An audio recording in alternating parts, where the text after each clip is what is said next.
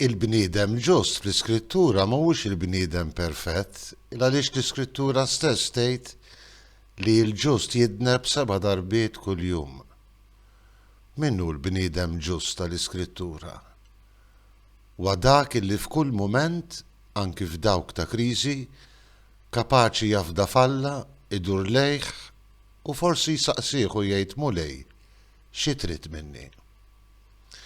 Insellmilkom u nistedinkom għal 265 riflessjoni 3 minuti mal-Patri.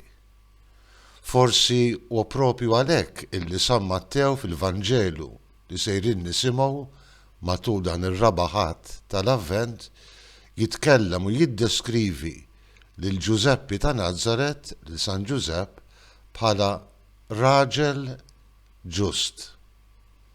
Raġel kapaċi jdur lejn Alla u jgħidlu mulej xi trid minni.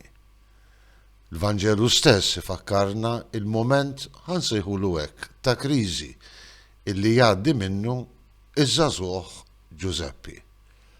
Arustu, Marija, diġà marbutin flimkien berusija legali, ħarġet ilha bil-qawwa tal-Ispiritu Santu. X'ser nagħmel? Nibata bil-moħħbi tan-nies?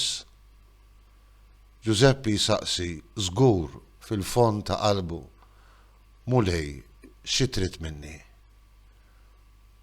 U Alla fidil dejjem għal kull karba tal-bniedem, għal kull talba tal-bniedem, iwieġeb lil Ġuseppi bħal patriarki tal-Antik Testament fil-ħolm u jagħmillu proposta permezz tal-Anġlu. Kemm hu sabiħ il-Vanġelu, Ġuseppi bin David la tibżax qed isejjaħlu. Tieħu għandek lil Marija b'martek għax dak li tnissel fiha ġej mill-Ispiritu Santu. Ir-rivelazzjoni li dik it-tarbija ġejja bil-qawwa tal-Ispiritu tagħna. Hi kollha iben imma inti issemmieh Ġesu. Kemm hi sabiħa din il-kelma.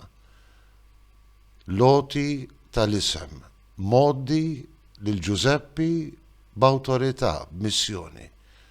Ġuseppi kellu jkun il-missier f'kollox ta' din it-tarbija u jiffurma iħejjija għal missjoni tagħha ta' Messija, dak li jsalva lil poplu tiegħu minn dnubietu. Tweġiba bla kliem, meta għamel kif ordnalu l-Anġlu tal-mulej. Xi trid minna, mulej? Għatina l-qawwa nagħmlu ir-rieda tiegħek biex nindukraw il-preżenza ta' Ġesu fina u madwarna, mod partikolari f'dawn il-ġranet sbieħ tal-miliet. Insellmilkom u l-mulej jagħtikom is-sliem tiegħu.